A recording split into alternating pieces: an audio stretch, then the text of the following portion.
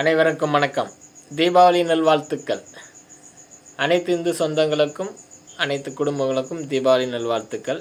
இந்த தீபாவளி நன்னாளில் ஒரு சிறு நினைவு கூறுதல்.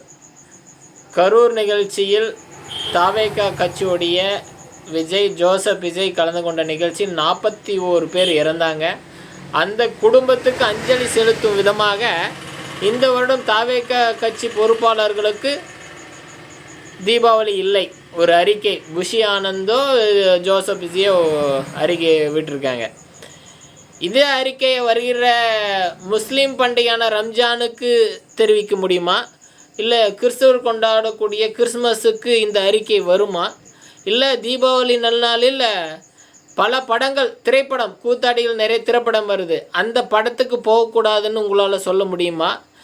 அதனே இந்து பண்டிகையில் தீபாவளிக்கும் உங்கள் கட்சிக்கும் இந்த கரூர் நிகழ்ச்சி 41 பேர் இறந்ததுக்கு என்ன சம்பந்தம்?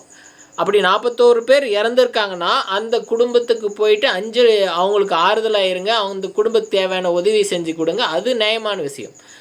இப்போ உங்கள் கட்சியில் இந்துக்கள் மட்டும்தான் இருக்காங்களா? தீபாவளி இந்துக்கள் மட்டும்தான் கொண்டாடுறாங்க, அவங்க மட்டும்தான் இருக்காங்களா? கிறிஸ்மஸ் கொண்டாடுற கிறிஸ்தவர்கள்லையும் ரம்ஜான் கொண்டாடக்கூடிய முஸ்லீம்களையும் அவங்களுக்கெல்லாம் அந்த பண்டிகையை ஏன் கொண்டாடக்கூடாதுன்னு ஏன் நீங்கள் சொல்ல முடியல?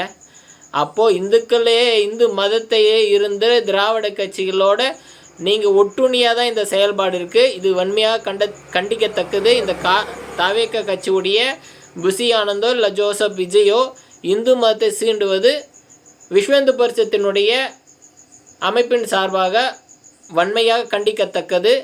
உங்கள் கட்சி என்னவோ அது நீங்கள் உங்கள் கட்சி வேலையை பாருங்கள். இந்து மதத்தில் இருக்கிற பண்டிகைகள் தடையிடுவது மிகவும் கண்டிக்கத்தக்கது. ஜெய் ஹிந்த்.